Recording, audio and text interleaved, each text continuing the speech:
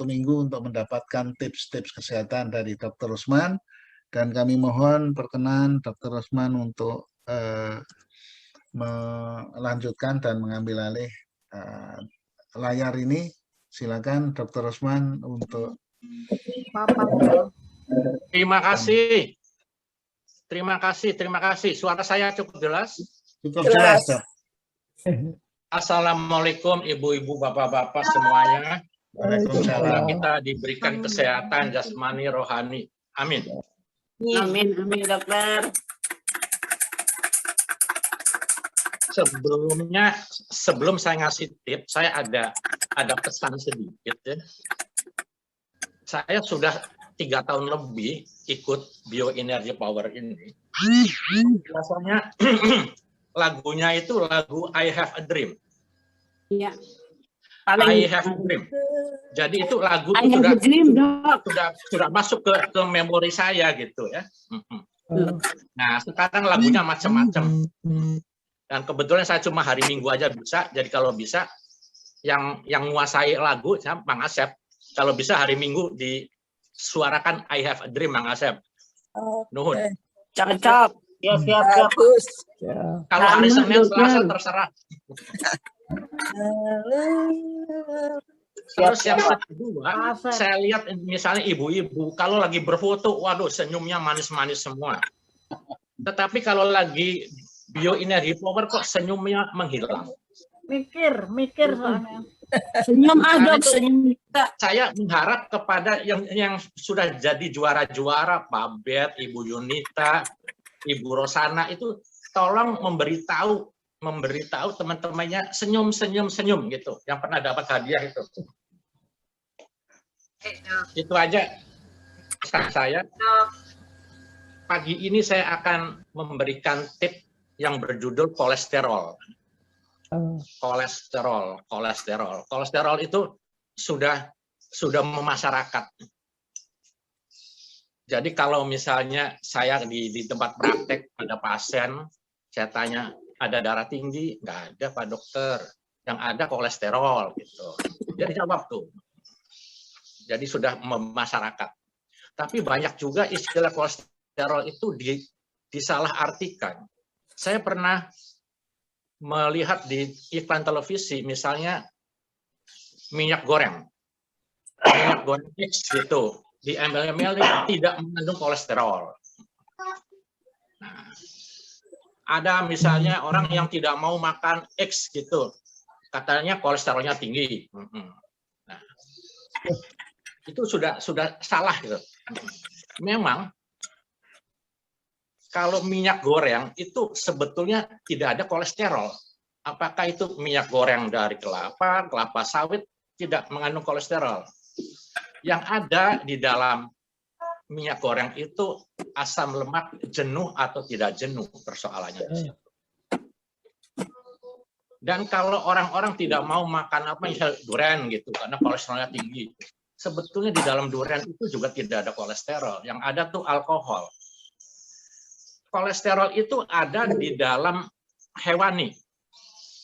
Bisa dari daging hewan, minyak hewan, atau susu dari hewan tersebut. Itu baru ada kolesterol. Di dalam tumbuh-tumbuhan nabati itu yang ada fitosterol.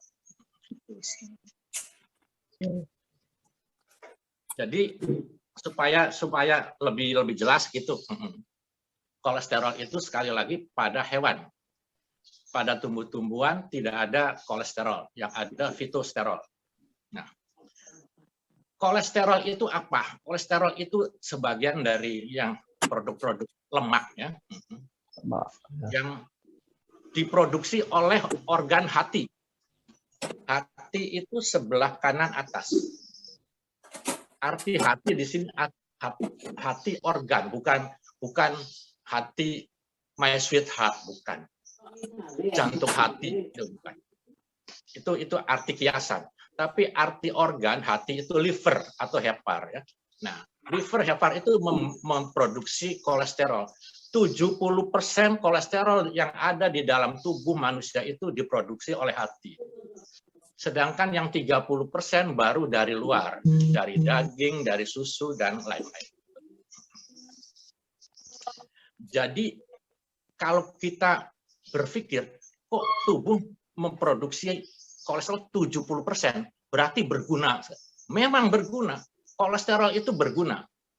Tetapi di pikiran masyarakat, kolesterol itu sesuatu yang negatif. Nah, apa gunanya kolesterol itu?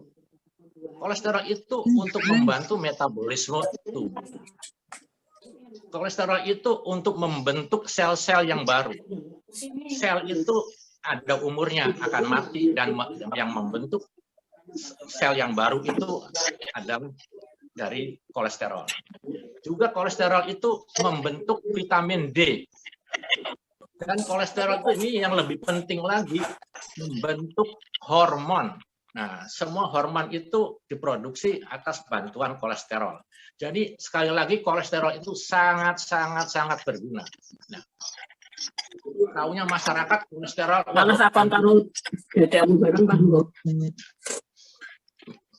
Kolesterol itu bermasalah kalau tinggi.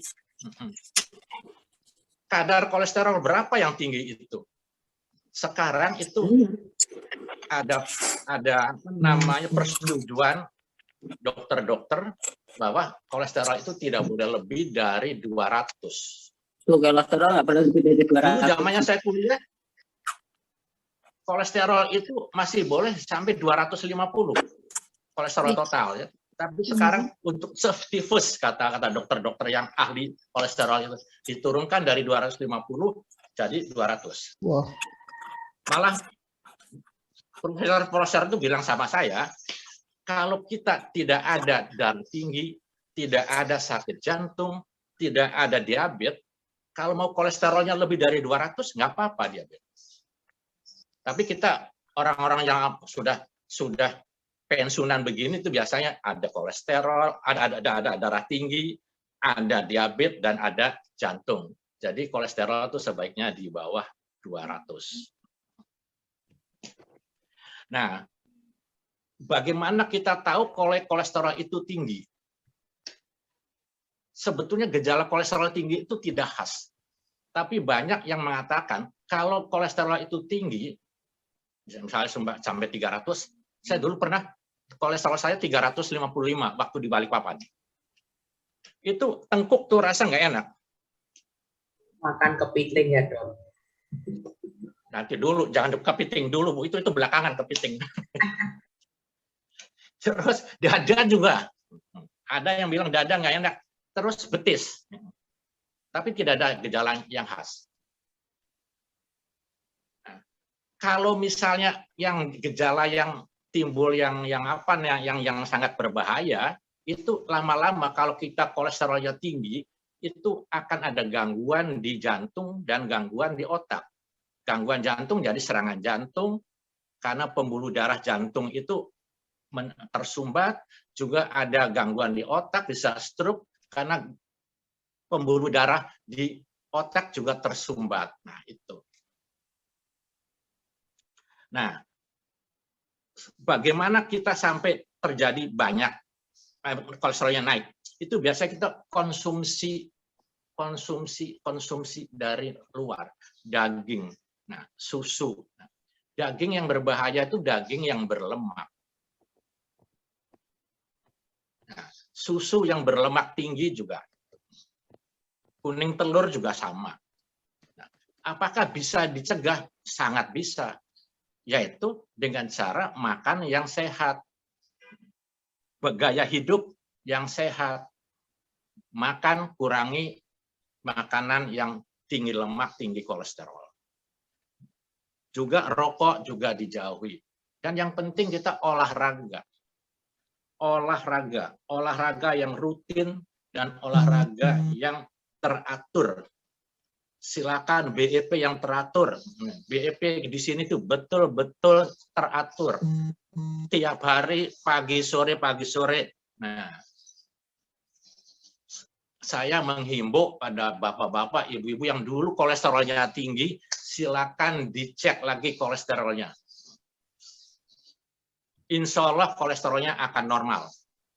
Kalau sudah normal tidak perlu minum simvastatin lagi, tidak perlu minum atorstatin lagi, itu tidak perlu minum obat-obat untuk penurun kolesterol. Jadi konsumsi kolesterol yang tidak bagus itu seperti daging dan susu hewani itu. Nah, kolesterol itu kan ada yang namanya kolesterol jahat dan kolesterol yang baik. Kolesterol yang jahat itu dalam dunia kedokteran namanya low dense lipoprotein. Jadi lipoprotein itu diproduksi oleh tubuh untuk membawa kolesterol. Karena kolesterol itu tidak larut dalam air. Jadi tubuh memproduksi semacam lemak yang bisa mengikat kolesterol. Yang low dense itu yang kepadatannya rendah itu yang disebut kolesterol jahat. Itu akan dari jantung ke seluruh tubuh tugasnya. Kenapa disebut jahat? Karena kolesterol yang low dense itu akan membentuk plak di pembuluh darah. Nah, kolesterol yang baik yang disebut high dense itu yang kepadatannya padat, tinggi, itu disebut kolesterol yang baik. Itu fungsinya membawa kolesterol dari tubuh ke arah jantung, ke arah hati bukan. Jadi kalau yang low dari hati ke seluruh tubuh, kalau yang high dari seluruh tubuh masuk ke hati. Dan ada lagi dalam kumpulan saudaranya kolesterol itu namanya trigliserida. Nah, trigliserida itu untuk energi. Kalau kita makan nasi, susu, daging, akan dirubah dari kalori. Kalori yang tidak diolah itu akan jadi trigliserida. Jadi kalau makanan kita banyak kalori, berarti trigliserida kita juga tinggi.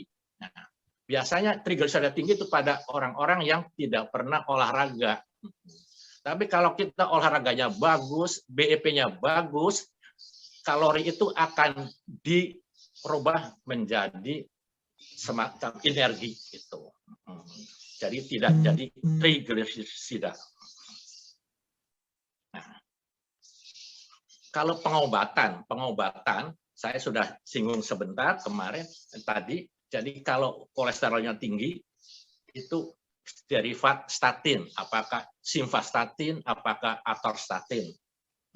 Kalau trigliserida tinggi pakai golongan fibrat. Saya mau sebutkan kolesterol itu dibagi, ada yang sehat, ada yang pantang, ada yang ya di sini yang tengah-tengah ini yang kita makan itu. Tapi ini juga hati-hati. Yang sehat tuh, makanan yang sehat, yang tidak mengandung kolesterol, yaitu putih telur, tripang. Tripang kalau di Surabaya tuh dibikin apa? Kerupuk itu kerupuk tripang. Ubur-ubur juga ada yang dibikin kerupuk. Dan susu non-fat itu kolesterolnya 0.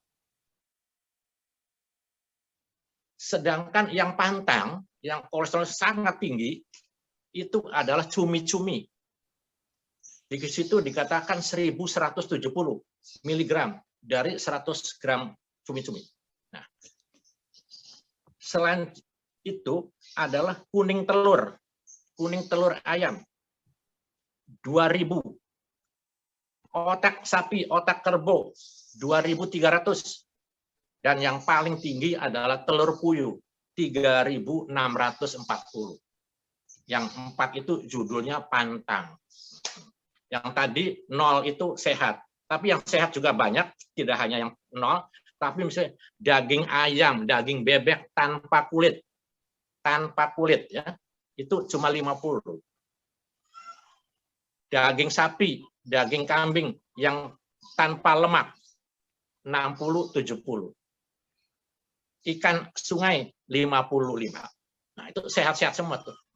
Jadi yang sehat-sehat itu daging ayam tanpa kulit, daging bebek tanpa kulit, daging sapi tanpa lemak, daging kambing, daging kerbau tanpa lemak, dan daging kelinci.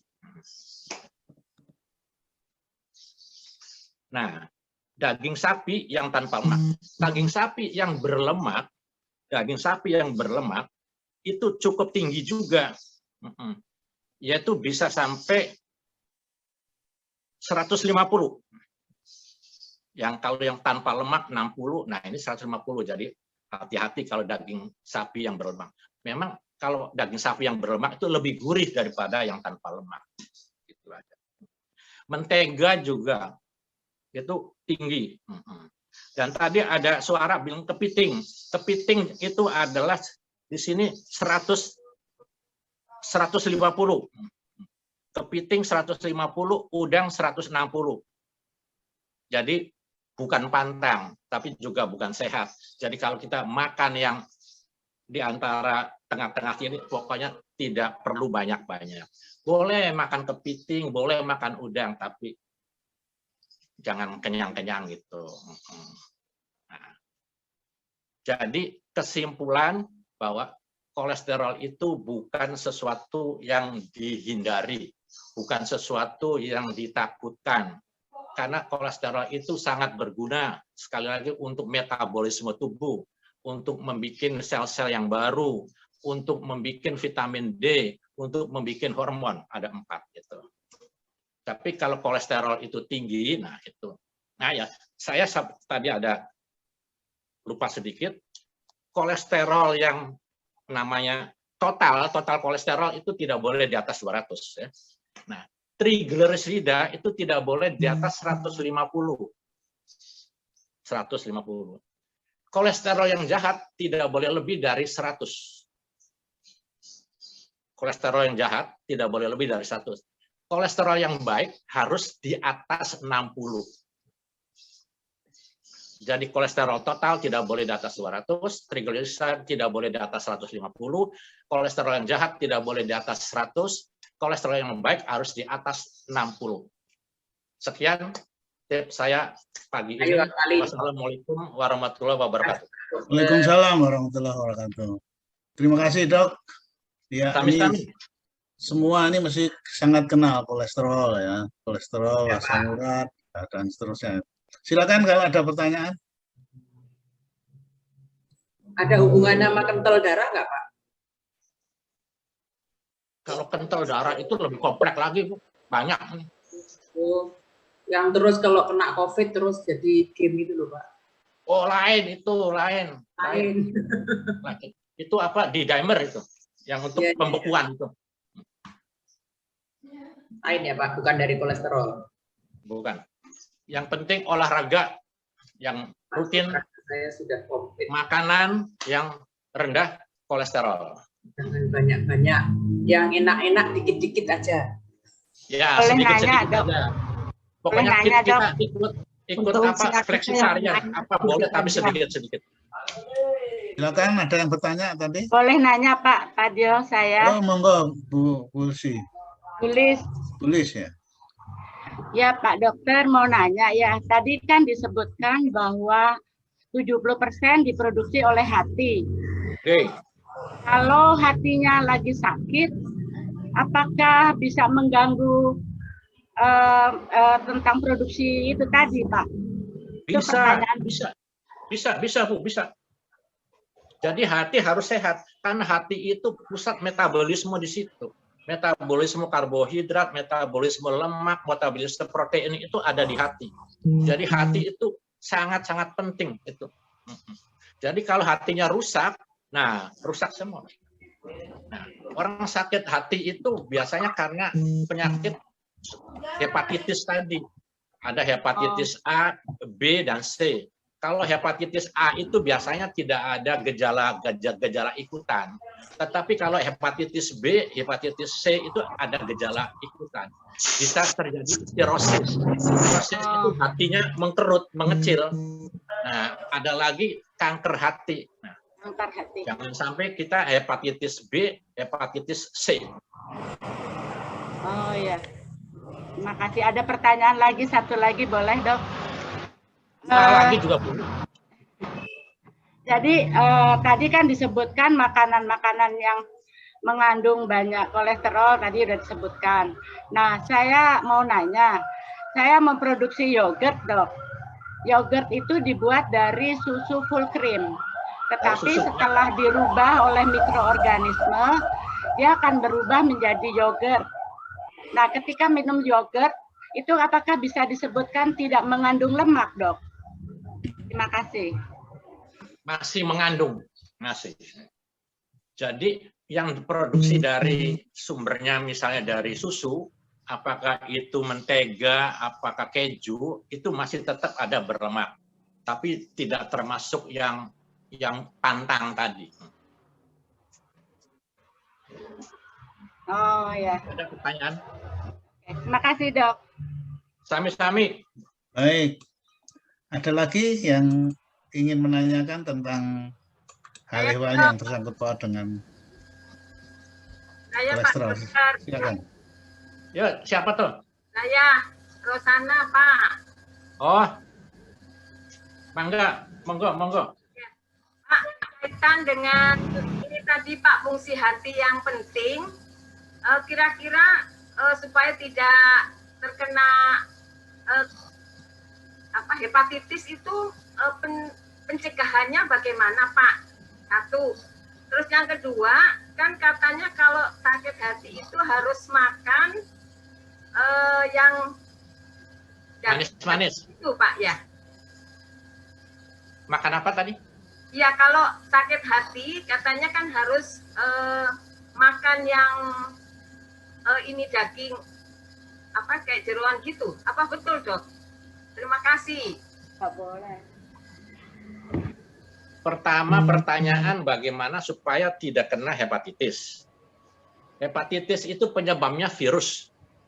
Nah, sekarang itu sudah ada vaksin hepatitis B ada, vaksin hepatitis C. Jadi yang berbahaya, jadi hepatitis ada A, B, dan C. Yang berbahaya tuh B dan C. Ini sudah ada vaksinnya. Silakan divaksin. Itu untuk mencegah hepatitis. Kalau hepatitis A itu tidak ada gejala ikutan, jadi tidak berbahaya. Mengenai orang sakit hepatitis, makan daging, makan jeruan itu salah besar. Malah yang saya dengar itu kalau hepatitis itu makan yang manis-manis katanya. Itu juga tidak benar. Dok, mau tanya, ya? Apakah yang sehat ini bisa atau boleh vaksin hepatitis? Atau karena penyebab apa sehingga kita harus vaksin hepatitis, Dok? Enggak, jadi kita dalam keadaan sehat minta vaksin aja. Divaksin. Kalau sudah sakit itu namanya bukan vaksin ya, tapi pengobatan. Hepatitis kalau masih awal bisa diobati ya. Tapi jangan sampai terlambat, jangan sampai terjadi sirosis hepatis. Apalagi sudah terjadi kanker, wah itu sudah prognosisnya sudah tidak bagus. Terima kasih, Dok. Sami-sami. Baik. Ada lagi? Saya tanya, Dokter. Monggo. Sebutkan namanya. Nama saya Bu Umiati. Oh ya. Yang pertama info barangkali ya buat teman-teman, ada teman saya buat penelitian tentang kelapa sawit. Katanya memang di dalam minyak sawit itu tidak ada kolesterol. Itu info saja. Ya, jadi seperti yang dokter tadi sampaikan bahwa dalam minyak sawit itu tidak ada kolesterol. Dan itu sesuai dengan penelitian teman saya. Makanya dia katanya heran juga iklan-iklan kok minyak sawit tidak mengandung kolesterol, karena memang sebetulnya tidak mengandung kolesterol. Ya, kedua, Dok, kolesterol kan diproduksi oleh hati. Kenapa yang sakit pundak ya, Dok ya? Sambungnya ke situ.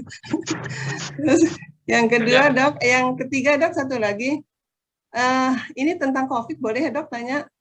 Seseorang yang pulang dari daerah setelah datang ke Jakarta, itu sebaiknya tes COVID atau menunggu 3 hari dulu baru tes COVID. Jadi, terima kasih. Ya. Yang pertama, ada temannya memproduksi minyak goreng, kelapa sawit. Bukan penelitian, Dok. di penelitian. Ya, Ya. tidak ada kolesterol katanya di dalam sawit. Ya. Tidak ada kolesterol katanya di dalam sawit. Memang betul. Tadi saya katakan. Jadi waktu mungkin beberapa tahun yang lalu itu produsen di televisi ya tidak mengandung kolesterol. Memang tidak ada kolesterol kalau di dalam tumbuh-tumbuhan itu. Iya. Yang ada fitosterol. Nah, fitosterol itu mirip dengan ini nanti minyak apa nama yang jenuh gitu. Tapi fitosterol itu tidak sejahat kolesterol. Juga jahat itu kalau berlebihan ya. Kalau misalnya normal dia di bawah 200. Kalau kita banyak yang di antara ya, misalnya 220, kalau menurut saya itu masih normal limited ya, nggak apa-apa lah itu. Tapi kalau sudah di atas 300 kolesterol, nah itu baru. Iya dok. Itu yang pertama. Yang kedua tadi apa Bu? Kalau sakitnya di tengkuk gitu dok. Nah ya, jadi itu namanya kolesterol kan beredar ke seluruh tubuh ya. Jadi rasa pegel, rasa nyeri itu di tengkuk, di dada, dan di kaki. Itu karena sudah terjadi plak. Itu plaknya itu ada pembuluh darah di tengkuk karena pembuluh darah kecil, juga di jantung ada pembuluh darah jantung itu kecil sehingga gampang terganggu, juga pembuluh darah di betis itu. Jadi rasa nyeri, rasa tidak enaknya itu di tengkuk, di dada, dan di betis. Di dada juga kadang-kadang menjalar ke lengan karena lama-lama itu akan jadi jantung koroner itu. Yang ketiga tentang COVID ya. Kalau dari misalnya ada asisten rumah tangga. Iya betul dok. Sebaiknya itu kalau datang itu mesti langsung diperiksa dulu. Minimal periksa antigen. Antigen yang positif, nah PCR positif baru dirawat. Tetapi kalau antigen negatif dan kondisinya bagus ya sudahlah. Itu kalau berangkat dari daerahnya dia sudah tes dulu bagaimana dok? Dia kan tes dulu ya, kadang-kadang ini apa namanya tidak sudah ditanya tesnya kapan. Kalau kemarin, nah itu masih bisa lah. Tapi kalau sudah lebih dari 3 hari sebaiknya dites ulang aja antigen. Baik, dokter, terima kasih. Ya, sama-sama. Ayo tanya dong, dok. Dokter, saya mau tanya. Ya. Silakan. Ya. Assalamualaikum warahmatullahi wabarakatuh. Waalaikumsalam. Dok, kalau kolesterol kita tinggi, apa ada kaitannya dengan kalau misalnya kita bangun tidur, kadang-kadang suka kram di betis itu, sering sekali itu. Apa itu juga termasuk saya kolesterol tinggi? Tapi saya belum periksa, atau ini apa kolesterol tinggi itu apakah bisa menyebabkan orang menjadi stroke? Itu aja Bu Dok tanya. Terima kasih ya Dok. Oh iya, benar. Pertanyaannya. Jadi kolesterol itu kalau yang cuma tinggi-tingginya tinggi sedikit itu gejalanya tidak khas ya. Tidak khas.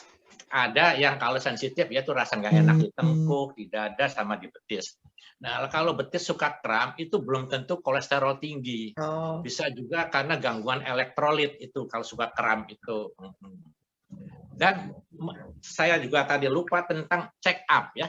Check up untuk kita orang dewasa sebaiknya kita tuh setiap 2 tahun, 3 tahun gitu, check up kolesterol.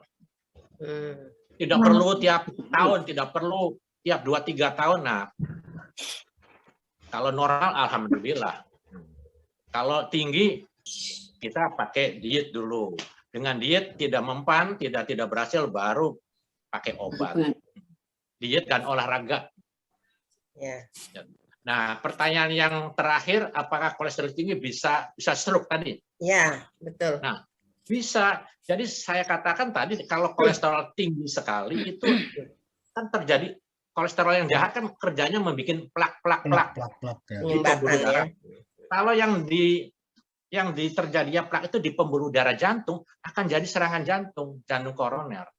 Kalau bikin plaknya itu di pembuluh darah di otak akan stroke. Nah, itu. Jadi kolesterol yang tinggi bisa menyebabkan stroke, kolesterol yang tinggi bisa menyebabkan serangan jantung. Karena itu kalau bisa minggu depan pada periksa semua. Nah, hubungi dokter. Ya, dokter Ludwig Kastorno hubungi. Nah, periksa kolesterol massal gitu. Tempat Budini bisa tuh, tempat Budini Dok. Budini bisa. Ya? Tempat Budini. Bisa. Monggo. Nah, silakan pokoknya. Kalau bisa hari Senin pada periksa kolesterol semua. Iya. Yang pakai HDL, LDL itu ya dok. Kalau yang lengkap. Puasa. Pertama kolesterol jahat itu, Ya. yang low dense gitu. Ya, HDL, LDL. Ya. Waktu apa puasa, Dok? Puasa dong. Ya, berarti kalau puasa Senin pas, nanti jam 2 ya. Nah, iya kan besok kan Senin, puasa Senin ya, atau jam 2 puasa aja, Syawal atau bayar nggak ada yang bayar ya, nggak ada yang sudah pada mens Tidak lansia, tidak membayar puasa, dok. tidak bayar. Dikira tuh masih nona-nona yang di depan saya. Nona-nona, Mama. Nona, nenek-nenek. Maksudnya yang ini. Ada yang bayar. Dokter Usman mau tanya dok. Monggo. Dari Nining dokter. Dokter tadi Ya. untuk hepatitis C itu sudah ada vaksinnya dok? Sudah ada. Oh sudah ada. Sudah ada, sudah lama. Sudah lama. Oh iya. Kalau Karena hepatitis B itu sudah lama ya. Kalau Waktu saya belajar itu hepatitis itu ada A, B, dan non A, non B. A, B, non A, non B. Sekarang dari non A, non B itu ketemu hepatitis C. oh, Jadi iya, yang iya, berbahaya iya. itu hepatitis B dan C karena bisa menyebabkan gejala-gejala lanjutan, bisa sirosis dan Iya. bisa kanker. Yang aman itu hepatitis Oh iya. A. Dan alhamdulillah sudah dibikin vaksinnya. Ya. Hepatitis C. Dokter itu kalau usianya sudah di atas 27 masih bisa ya dok vaksin hepatitis C? Oh, Maksud bisa. saya hepatitis Bisa. Kalau Bisa, ya. Berapapun bisa. umur produktif harusnya divaksinasi. masih bisa ya. Karena waktu Kalau sudah tua, nah tidak perlu vaksinasi.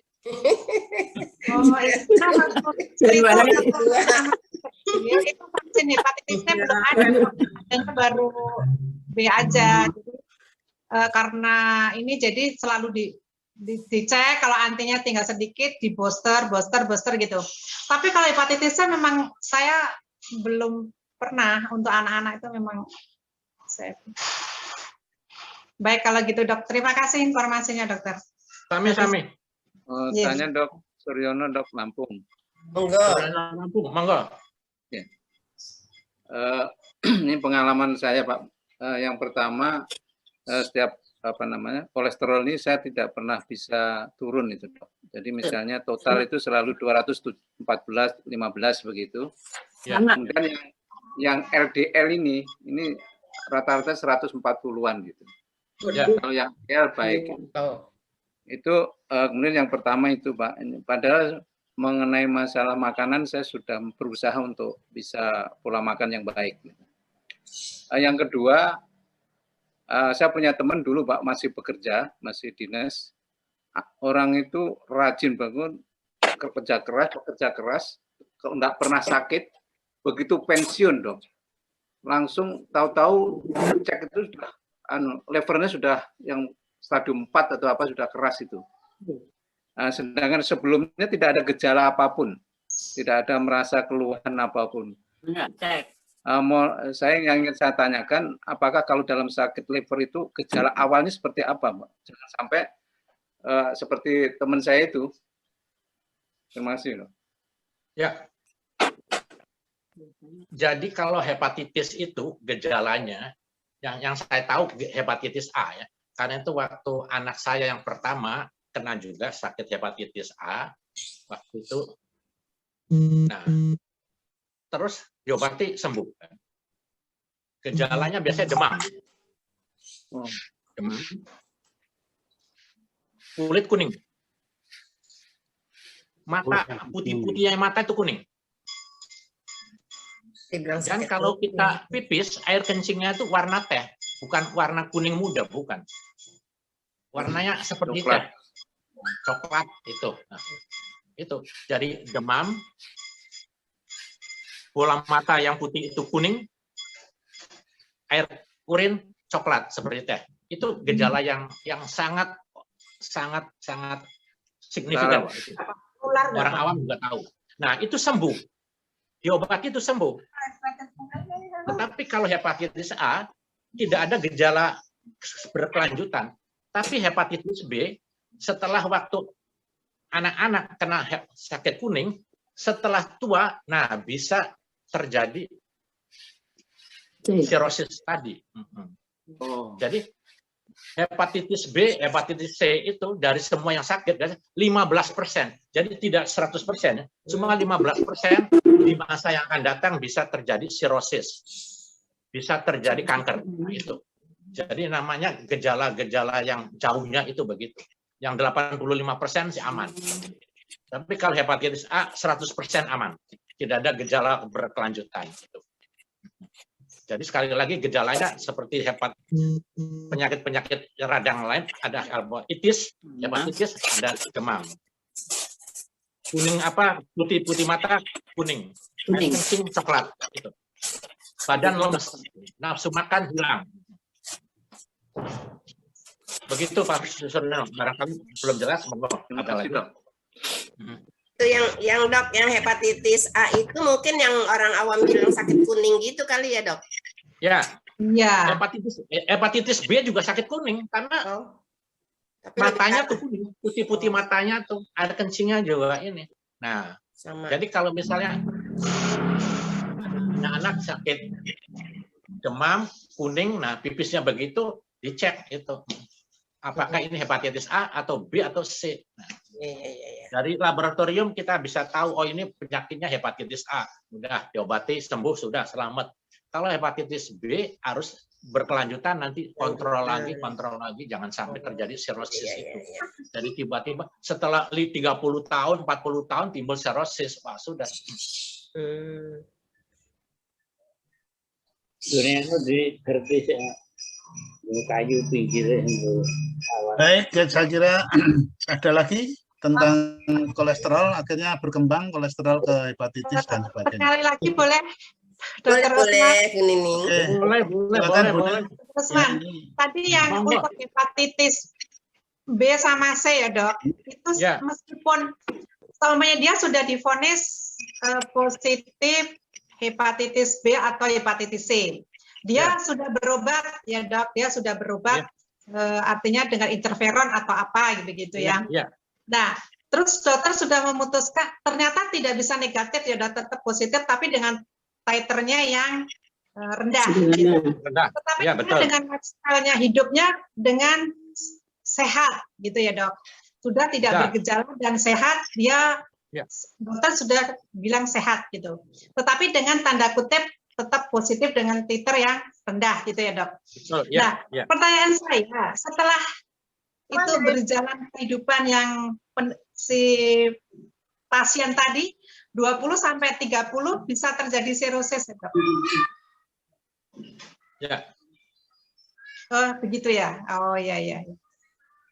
Baik dokter.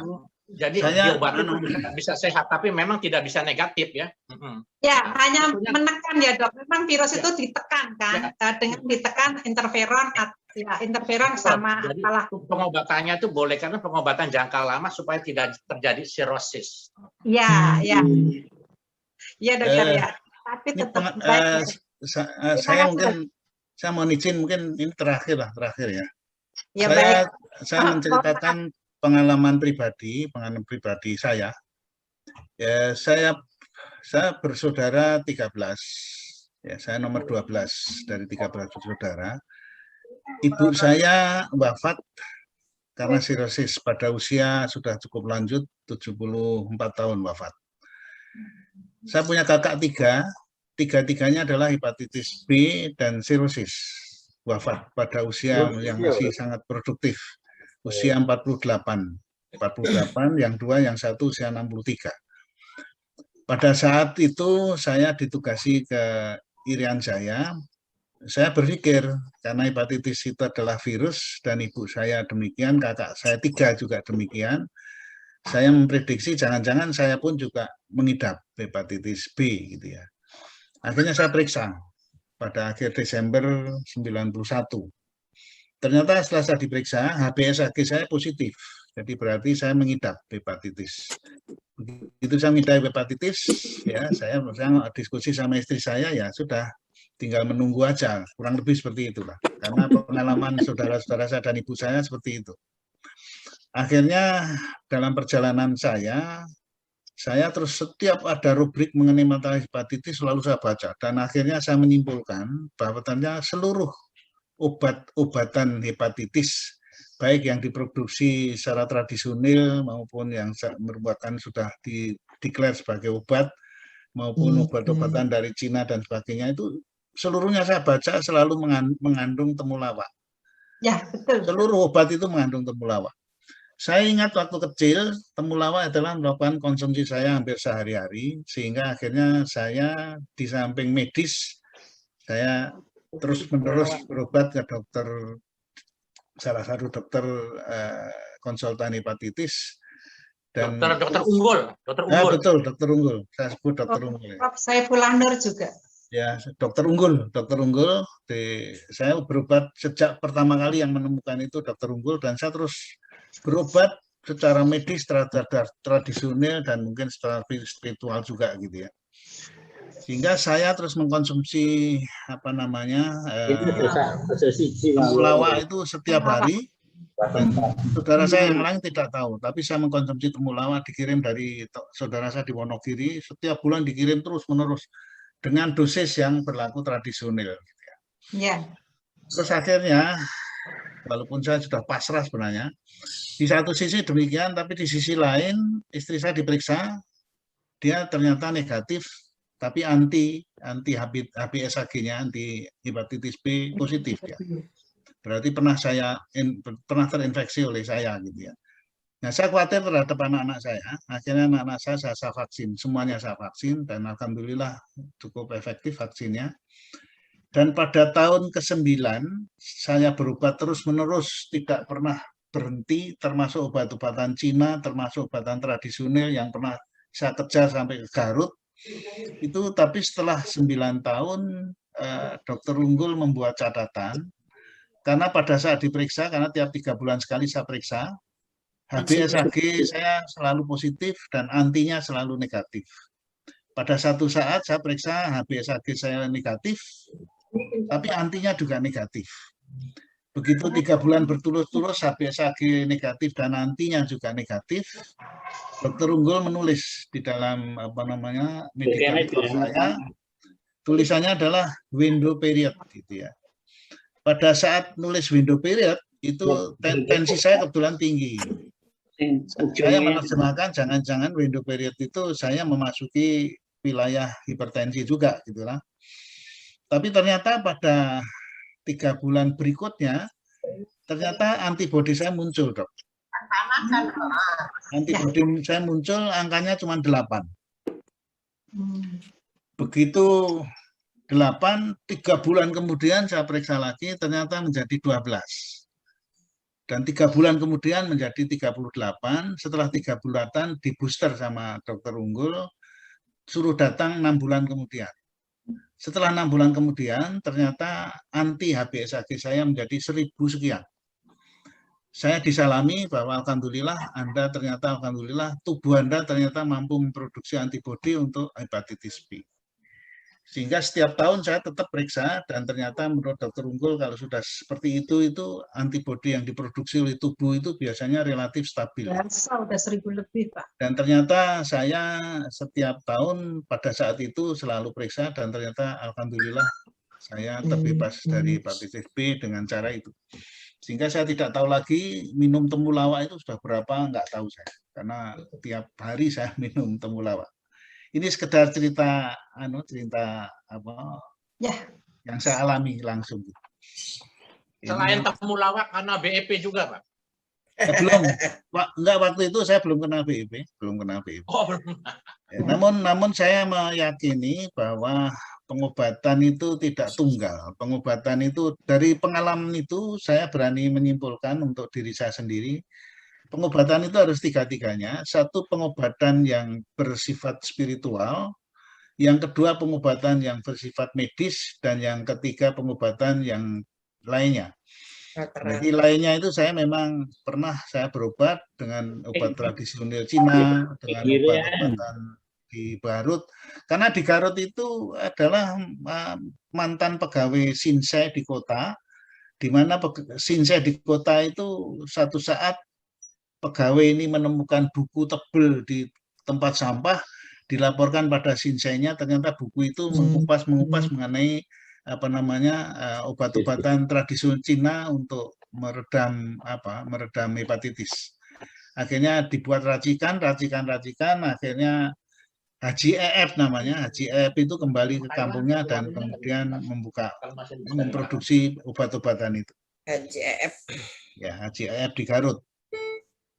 Itu cerita singkat. Kalau saya tiga-tiganya saya tempuh dan alhamdulillah pada tahun ke-10 saya dinyatakan tubuh saya ternyata diizinkan oleh Allah memproduksi antibodi atas hepatitis B itu tadi. Terima kasih. Jadi oleh karena itu, jadi testimoni, statement secara spiritual bahwa Allah menciptakan penyakit itu ada pasti disertai dengan obatnya, itu merupakan bukti nyata yang saya alami. Saya kira jadi tidak usah pesimis kalau kita positive thinking, ajarannya BIP itu. Mudah-mudahan yang sudah terlanjur mengidap hepatitis B ataupun C itu kans untuk bisa disembuhkan oleh Allah itu masih tetap ada. Ayo Pak, itu ada. Terima kasih. Apa namanya, temulawak sudah dibikin tablet itu. Perusahaan Kalbe, namanya kurkuma. Ya.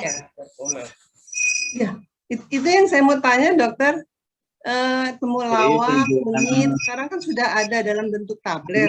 Apa manfaatnya sama dok? Lain. Kalau kurkuma itu hepatoprotektor, memang untuk liver ya.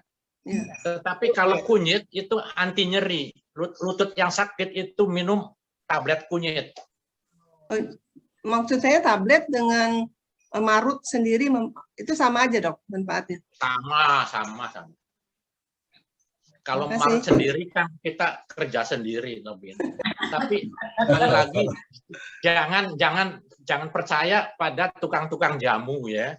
Saya pernah ketipu. Sampai tensi saya di atas 200. Ya dok, terima kasih. Kurkuma itu bagus dok, emang waktu saya COVID juga saya dapatnya kurkuma, ada vitamin dari kurkuma itu. Jadi doyan makan, tambah gemuk. Kalau udah biasa seger Bu. Tambah gendut. Pahit-pahit seger. Sampai 7 kilo naiknya. Baik, saya kira cukup. Terima kasih dokter. Banyak kita Sebetulnya kolesterol yang menarik, tetapi hepatitis yang menarik. Sebenarnya waktunya kurang ya Pak Padio ya. Iya. Kalau lanjut minggu depan bagus. Ya, mudah-mudahan nanti pada kesempatan berikut akan ada tips khusus mengenai masalah hepatitis ya. Iya, karena memang di Indonesia ini kan endemis dengan hepatitis ya. Apalagi itu banyak. Karena saya pernah umroh pada tahun 94. Itu bersama-sama dengan seorang dokter penemu salah satu vaksin hepatitis. Saya cerita mengenai ini 94.